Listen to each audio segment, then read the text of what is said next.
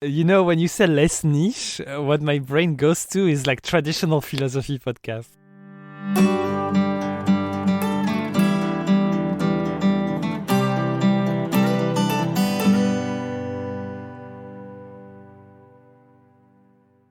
We don't really have an introduction usually. We say hi.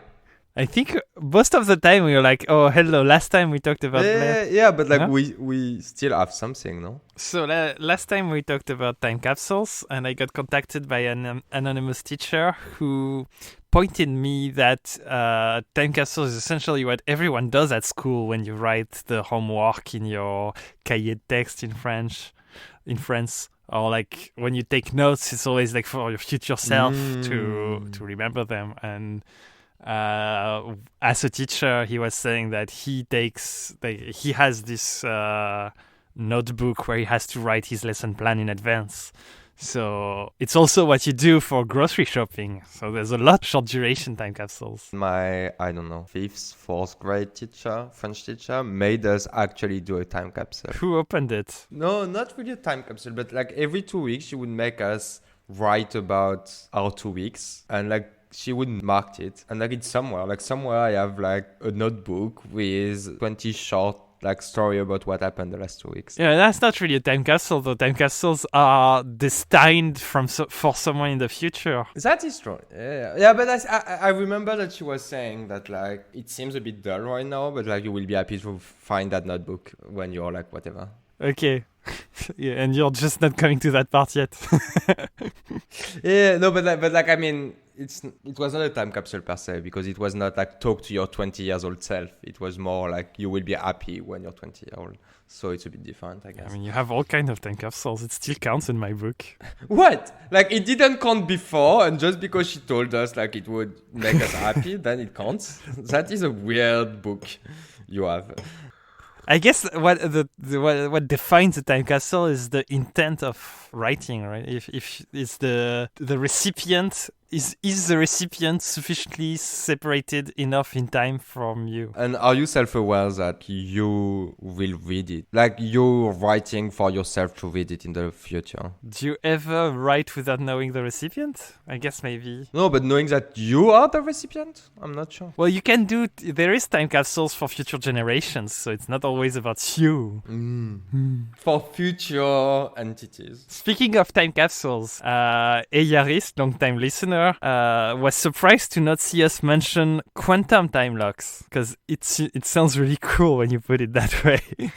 Apparently, quantum time locks are a new kind of like the new craze of time capsules, where the time capsule is mathematically guaranteed to be blocked for a certain amount of time, a certain amount of computation time. Think a bit like blockchain through time kind of thing. Okay. To which I immediately replied, why would you ever need to prove your time capsules? So, like, why would you ever need strong guarantees on your time capsules? To which he replied then that it's used for lotteries, for instance. Like, you pick the lottery and then people bet, knowing that the lottery has been chosen fairly. And so this is the kind of time capsules where you cannot cheat. You have to have this amount of computation happen or whatever. I should have looked up like examples in the wild before bringing it up. But... No, that's interesting. I'm not sure. Yeah, it's not completely useful, I guess. But... Well, it could be used for bets. Like, I predict that that this is going on, and this is the definite proof that you predicted and you said so. It can be used for game like chess or Go, where like a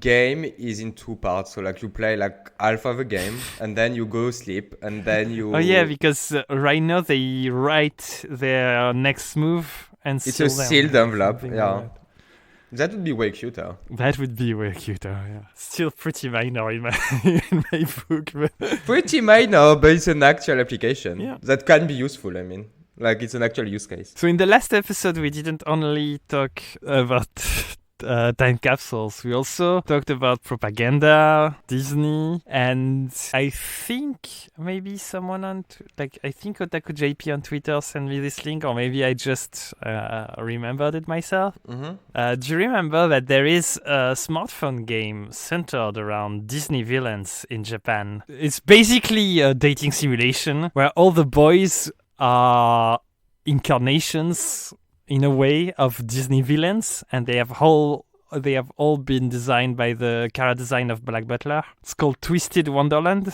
and that's so twisted. That is so twisted. And so that's an interesting example, because as they are modeled after villains, they have to respect the codes of like the color codes, etc., the codes of propaganda that we talked about, but yet they are presumably likable because people buy goods from there. I mean, the issue with Japan is they have a very different sense of how to portray villain, and they're always very, I want to say, fuckable. Villains are always, well, there is even in Western culture fuckable villains. We talked a little bit about that last time. Obviously, talk more about that. Yeah, Japan has a weird sense of like what villains are as well. I think they are, I don't know, like we can, I think maybe it's like too deep of a conversation for like by the way, but because you can say that it's capitalism to sell goodies for the villain, but you can also say that maybe it's because of some kind of relativistic moral framework where maybe the villains, maybe there's not such thing as absolute villain in their cultural unconscious. I don't know. It's a complicated question that we should think about. And because it's a collectivist culture, I think everything that goes against the norm, even if they are heroes, are treated a bit differently. And I think maybe villains are treated the same ways as heroes, like graphically, because they're just different than the norm. And then they not choose, but like they do villainous thing, but like it's a bit less obvious, maybe. Yeah, maybe we should have made the actual episode on Japan instead of Disney. Yeah, it would maybe have been more interesting.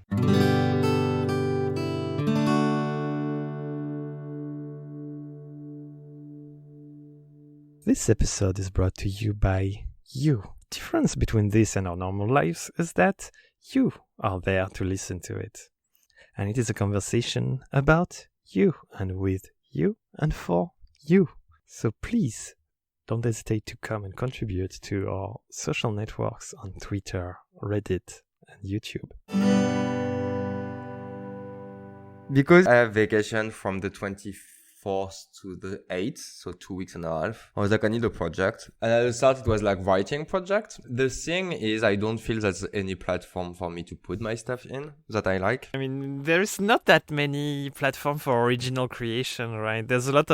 Everything is geared towards fan fiction. Yeah. So my idea was to create first a small HTML website. Like I had like a vision for the last like months of just a very like brutalist design square thing with like each square is just like an original thing. An original short story? Is it not really short story, but like an original writing thingy? Either that or like I'm starting to paint for the last 6 months. And I was like, maybe I can put like either drawing / painting or either like writing. So like it needs to like have both things. And then I was like, okay, so that's nice. That's a nice idea. Like we can do that. I did that in literally an hour because it's only HTML. And I was like, yeah, but it would be nice if it was a platform. And then, yes. And so you're making it in a platform? Because I feel like... Okay. So I don't like whatever. Like I don't think that like it will be a huge thing. But I do feel that like it feels a need that I have, which is putting my stuff somewhere where people can comment without liking or disliking it. You can only comment. And I do feel that there's no there's Medium in some sense, but like Medium is very like tech focused and like I don't really like the community and like it's too complicated. And I feel like just a very simple platform of text plus images with comments could be nice. Well, the way I think about it from what you told me is like it makes me think more that it's kind of like your portfolio or your personal website, right? Yes. Maybe or a standalone art project, like a standalone gallery kind of. It's not like you're set out to be the next fanfiction.net or whatever. It doesn't even matter if it's only your stuff. Yeah, exactly. Like I think, like the first idea was for only my stuff, and I had a vision, an actual like vision that I wanted to have for the website and like to put my stuff in. But by doing it very fast, I was like, actually, I do think that because it's so minimalist, it could serve many people without like it being complicated. Because I feel like for original creators, there's no platform, and like maybe like even you for the short story, like you've done that on your blog and you put it on Tumblr, but like it's not like an actual thing. I feel like you could put, for example, your short story on that kind of website. There's probably stuff, and there's always like WordPress or Tumblr or generic writing stuff. And there's communities of aspiring authors that also reread each other. But maybe we can talk a little bit about that one magazine that I discovered recently on Twitter. Yeah.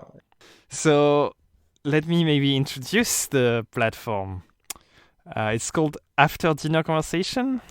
So it's a magazine of short stories with the guideline of them having to have some sort of philosophical or ethical theme or undertone. And so they publish the magazine monthly, and they leave some of the short stories for free on their websites. But after that, they take them down and everything is published on Amazon, on Kindle, I think. But yeah, essentially, so I really found this interesting because that's the first time I found that, hey, someone else is doing short stories about philosophy. What this platform proposes on top of the short story is that they have the podcast where they discuss the short story, and they leave each short story with 5 to 6 discussion questions to open up the discussion, kind of like a book club. I thought this was kind of cute, even though it does feel like a high school homework. Yeah. And I recommended you my favorite short story. So should we talk about it a little bit? Yeah, let's talk about it. Like I've read it this morning, so it's kind of fresh in my mind. Since I introduced the platform, do you want to introduce the story? Yeah. So again, it's a short story about basically it starts off literally as utopia. Wait. Let's first say we're talking about the short story Rainbow People of the Glittering Glade, written by David Schultz, and in that features in the December edition of the magazine, but is also quoted as the perfect example of what they're looking for on their subscription page, which is, I think, a great way to get into it. So the story is about an alternate universe, and you follow 3 people that are looking for an utopia. Obviously, like a lot of people are talking about the utopia, and they're like, well, and as in each like utopia book, what you have is a lot of talk about how it is a dystopia. So like they're looking for what's for the wrong. trick. Yeah, what's trick is basically. I think we're gonna spoil it a lot. Obviously. So if you want to pause the podcast, read it. I don't know, it takes 20 minutes to read and then come back. You're welcome to do so. But from this point, we're gonna spoil the thing a lot. Fair? Okay. Good, go. So the gist of the utopia is it's a perfect little like city and everyone lives happy. And the catch is you need to be useful for society to not become a statue. Okay, that is a very short summary. I like it.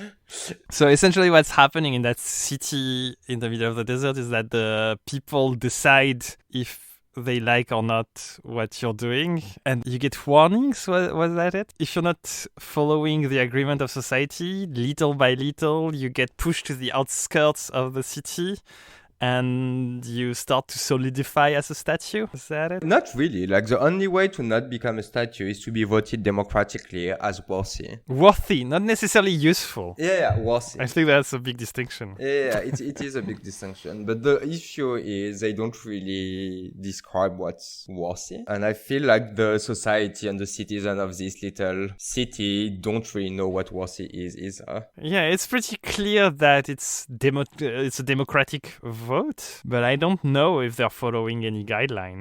I don't think so. So that's the first thing. The second thing, as in every utopia, like for it to be a utopia, you need what I would call slave, meaning like free labor.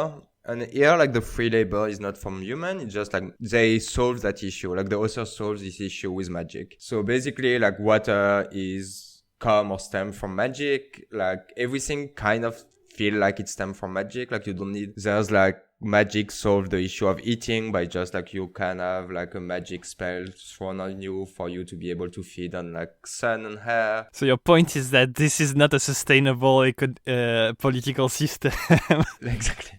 But what's interesting, I feel like, so you don't really become a statue. First, you become like that kind, I think they call it a droll. Droll, yeah. So you become like that kind of like mindless being. And I've reread like this passage like a few times because I'm not sure I understand what the author mean by that. Are they really mindless? Are they like normal? It's very glanced over, but it's also open to interpretation, right? And it can recoup a little bit what you were saying, because these drolls repeat the same action like gardening and so on. So they might be in some way productive slaves. No, not really, because like it's very clear in the story that they're doing mocking gardening, mocking. Yes, yeah, that's true. They're doing mock actions. So no, they're useless. And you cannot interact with them at all. Yeah. They don't respond. But the thing is, like, you can become worthy from that state. And that's what I really don't understand. Yeah, they make it clear that there's a lot of safety nets, that it's not slavery because you can always, it's not genocide because you can always come back to the right path. But like, that's why you see like the weirdness of this thing, because like at one point they're saying the droll are mindless, not human entity, and at the other end they say that this entity can become worthy by doing like X action. I mean, this probably is like a gradient of consciousness, and they are very low consciousness, but maybe they still have consciousness. It would make sense that like then they're just saying in the story like that like the droll are more and more mindless, but they are not completely mindless until they become statues basically, and at the status point like you can kill them apparently. So I feel like it would make sense that then like the consciousness level is just like linked to how much of a droll you are. I'm sure a reading of it that you would probably love is to see the drolls as, you know, Ayn Rand's second-hander, where the actual being in the cities live the true life for themselves, and the drolls outside are just corporate drones that don't have individuality. But it's like kind of transparently explained like that, no? It's a bit ambiguous though. You don't really know why they like. You don't know what worthy means, so you don't know how to be it. The thing is, like, you also see how their system fail with like the figure of the priest. She's deemed worthy of having like the blessings that would stop her to become a statues, and she's like, fuck that shit, I don't want it. And then she becomes a statues basically. You can't become a statue against your will if you can't become worthy against your will even if you're worthy. Right? And in a weird way, being worthy means accepting what all the other want of you. So it's like the opposite of what Ayn Rand would have wanted because it's the others who decide. Yes. Okay, that's interesting. Yeah, I didn't think about that this way. So it's a bit, yeah. I mean, that's what I like about this short story, is that it opens up more questions than it answers. It was a fun, like, it's rare that like such a small story is that interesting.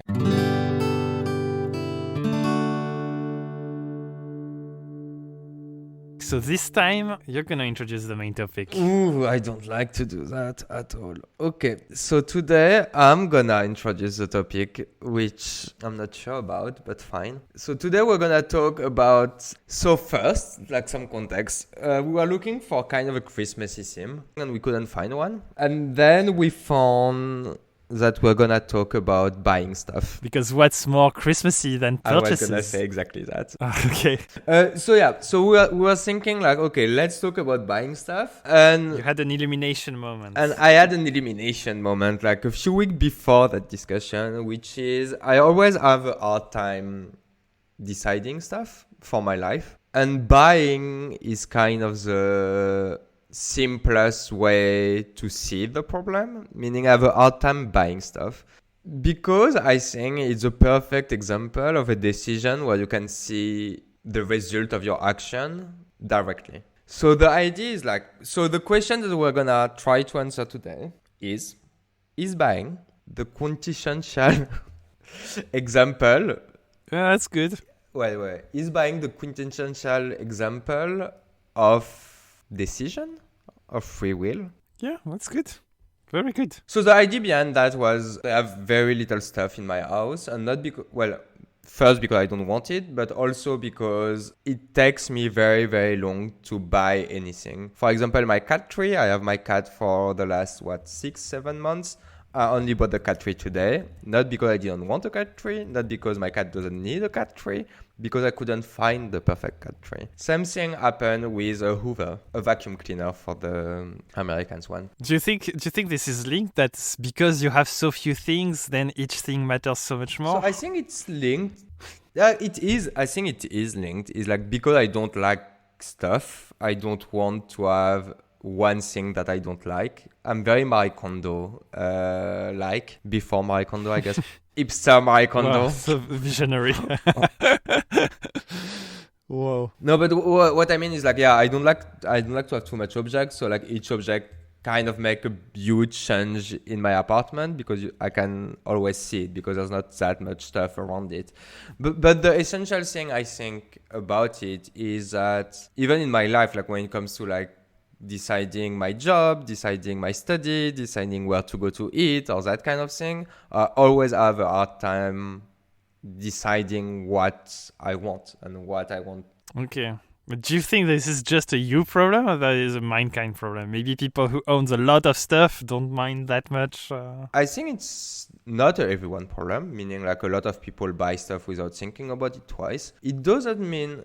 So my point is, it doesn't mean that it's not an expression of their decision. And it doesn't mean that it doesn't change who they are. Meaning when you make purchase decisions, for example, I want to buy, I don't know, what my last purchase was a trash bin. I want to buy a trash bin. So either, like I think what would most people do? They would go to Costco and buy a random trash bin. Like maybe the cheaper one, maybe whatever, like just a random one. A big enough one, but a random one. The best one in the store.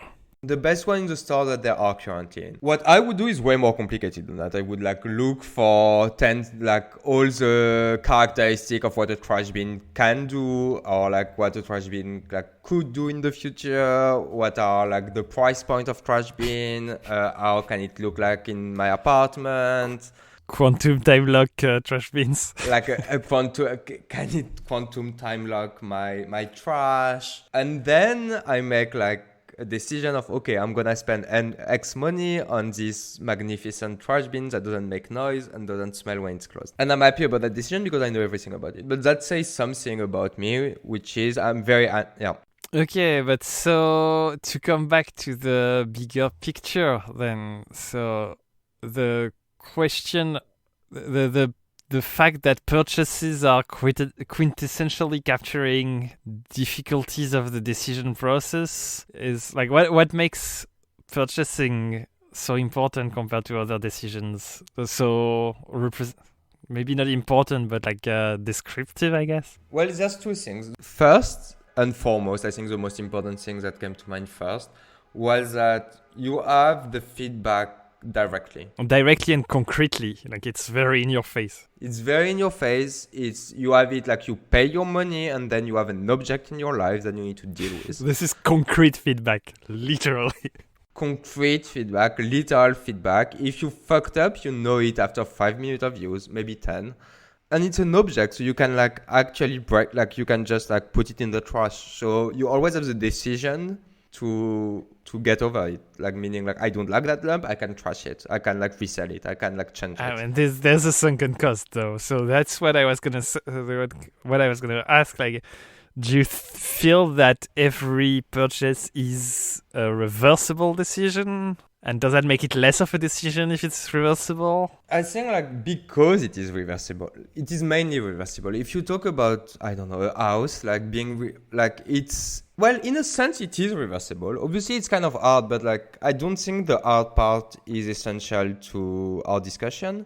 But it essentially, like a purchase is essentially reversible per definition, kind of. And because it is reversible, it actually is more of a decision than anything else, because you can always say, no, I want to go back to my previous state, which is not true for any other kind of decision. But is it really is it really a decision if you can cancel it just like that? No, but it is, because it's a decision that you can make is you're making every day. Yeah, it's a decision that you have to sustain in a way. Exactly. Yeah. So it's much more. There's much more weight to buy a trash can than to decide to go live with someone, in a sense.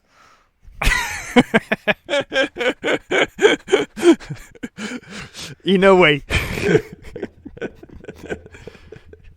Okay, I'm gonna pass for a psychotic person. Decide to go live with someone is also reversible. But it's not, though. No, it is. It's all a matter of reversibility cost, right? And so since the reversibility cost is low, you kind of have to agree with your decision kind of like more often, continuously.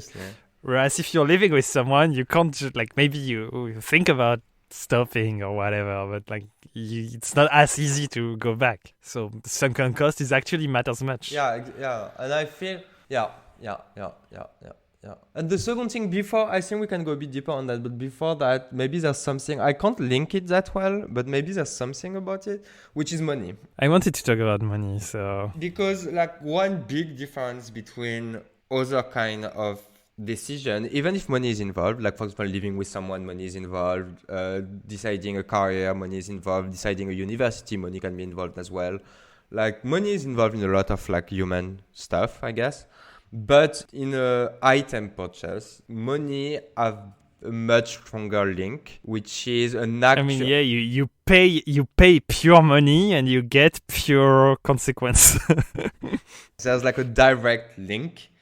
And it's also like, there's a direct link, and much more than that, the value of the object is the monetary value of an object is a characteristic of said object, without talking about the exchange of good. Meaning, obviously, so a mouse for your computer is $10.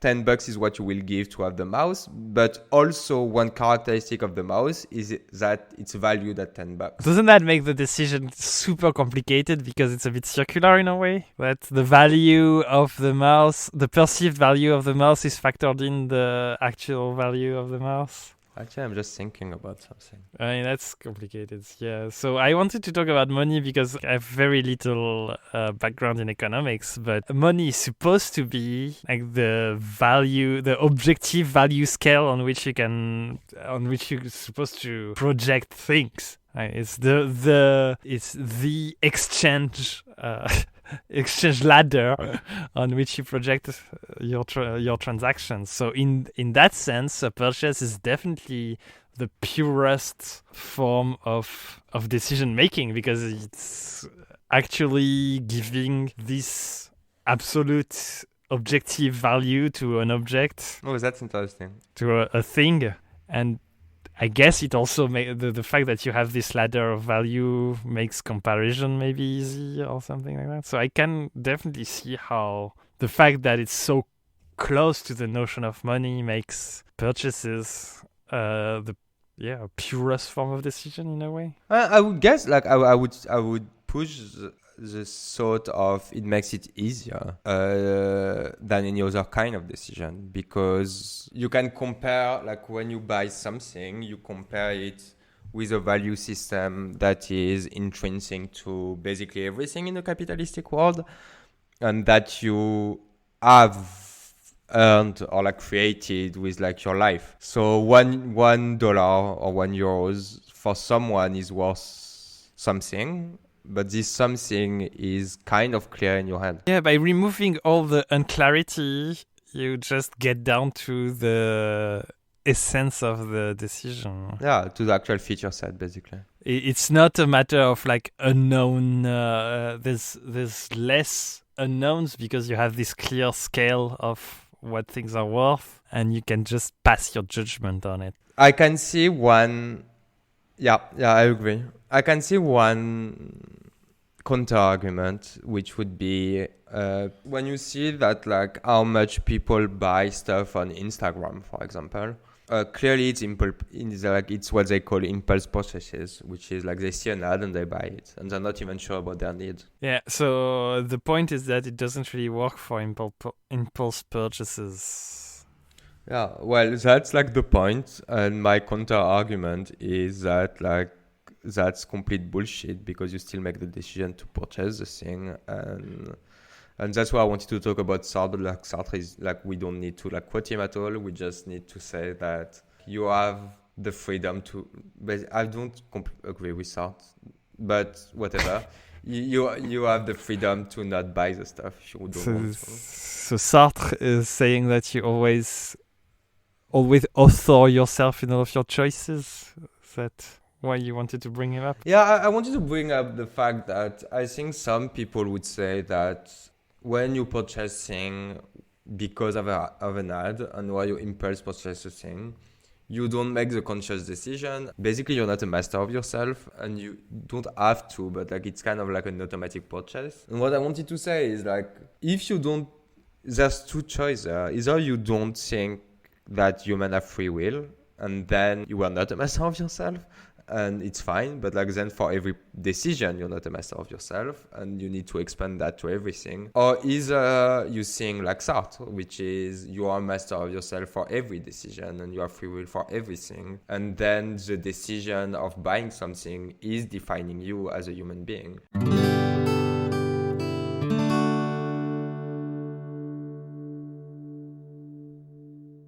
Today's sponsor is that itch that you want to scratch but are fighting. You've been so brave not thinking about it for the last 10 minutes. Why did this damn show remind you of it? I mean, maybe you should just scratch it a little.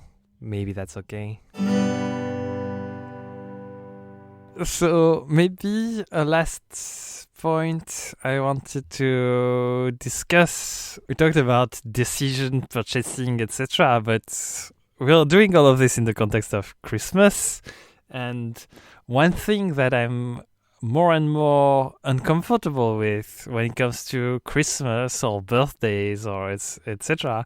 is that you're kind of like obliged to buy for other people. There's such a big social pressure, so you have to buy something, which, by the way, usually the person doesn't have or need, otherwise it's not a surprise. Awful.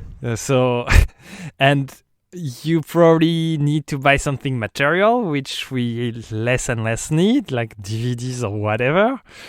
So there's all this coercion that comes into it. So can we really talk about decision in this context where you have so many factors coercing you into something you presumably don't want to do, though you still, I understand that you have you always have the option of saying no and being socially shunned, but I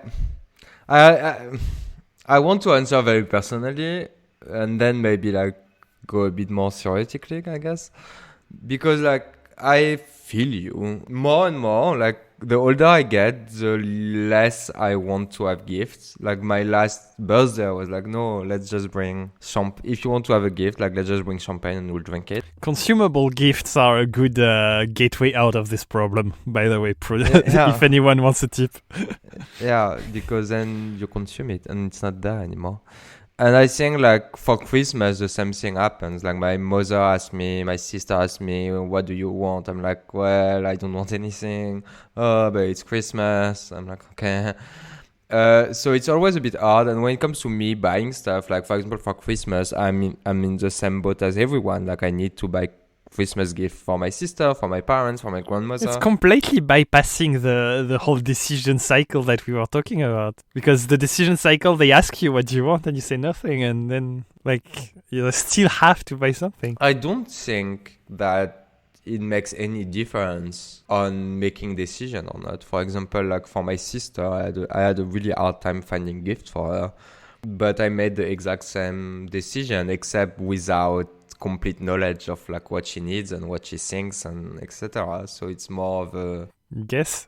A shot in the dark? It's more of I'm guessing, like, okay, like she likes to eat, so maybe I can buy, I don't know, I bought a Himalayan salt block.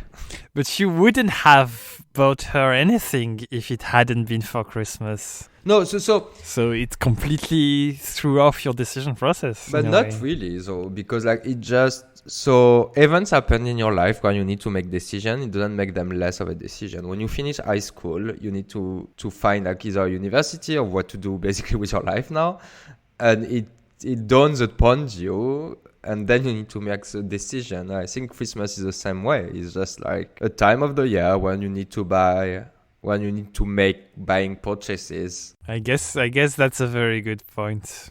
But it robs you of the possibility of not buying anything. There's always this possibility, it's just the cost is really high. The social cost is really high. You can always be that asshole, but I don't think you want to, so you need to. Let's see, so there's so much muddle coming from social pressures to do the right thing, to keep the gift you don't want, and stuff like that I wonder if we can still say that it's an expression of yourself, since I mean it's certainly an expression of how you deal with all these social pressures, but some if not most of gift giving is wrong. Like not a lot of people take a lot of time to choose the right gift, and I think that shows how little they think about their purchases in general.